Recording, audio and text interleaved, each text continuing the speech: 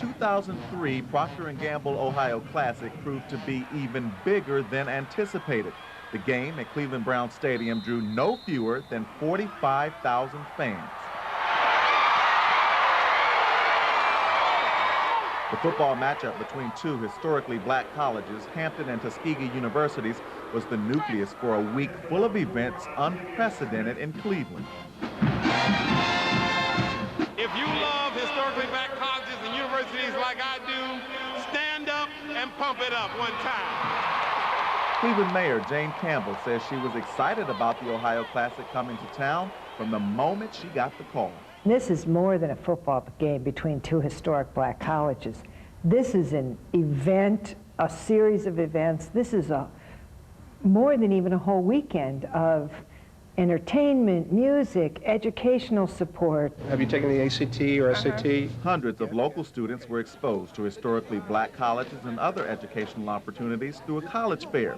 Much of the money generated by the Classic goes to scholarships and money to help black colleges. It's about football and it's about marching bands, true, but the most important thing is that we are signing students up to get them ready for their future goals, to meet their goals and their challenges. What better way to experience black college life than attending the Greek Step Show, so popular that the lines to get in stretched for blocks.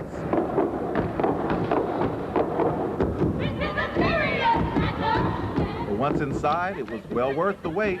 Fraternities and sororities show what they're made of.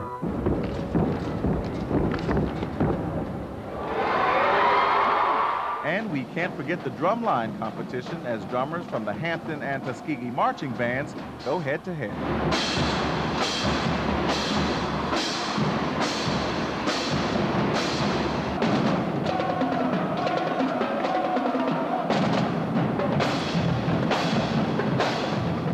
The Ohio Classic thrust the city of Cleveland into the national spotlight. The game aired nationally on BET, as well as the BET Soundstage tailgate party held right before the game.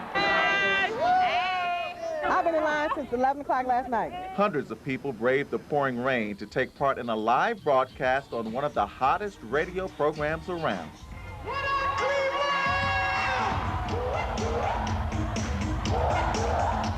The fly jock, Tom Joyner, broadcast his morning radio show live from Cleveland with singers, comedians, and just a lot of music and fun. The Ohio Classic was not just a boom for Cleveland's image, it created an economic boost as well. The Classic ranks 7th out of 50 classics in terms of attendance. The events raised more than $500,000 in financial support for black colleges and scholarships. 5,000 students got a chance to network with African-American professionals and educators, and the weekend funneled at least $15 million into Northeast Ohio's economy. We expect people to visit all the parts of Cleveland, get a chance to get to Rock and Roll Hall of Fame, get into the Flats, see all the museums, enjoy the sights and sounds of Cleveland. Cleveland nightclubs were packed. Restaurant owners had their plates full, and hotels were booked solid. The reservations came in very fast, and the minute they announced the Classic was going to be here in Cleveland, the phones started ringing the very next day. They came in fast and furious, and it got to the point where we sold out. The Classic was a phenomenal success, even though organizer John Pace had less than 5 months to prepare after he could no longer hold the event in Cincinnati. But we were able to work with the community, establish those relationships. We didn't have to do much reaching out because everyone was reaching in saying, how can we be a part? How can we make this a success? I would say that it probably would have to rank as one of the largest, most successful economic impact boost as an event the Greater Cleveland has had. The Classic's primary sponsor, Procter & Gamble, continues to be an integral part of its success while greatly benefiting from the exposure. Procter & Gamble shares our commitment to diversity, and they've demonstrated the commitment by contributing over $1.5 million over the past few years. And so they've put their money where their mouth is. Football, music, networking, and fun.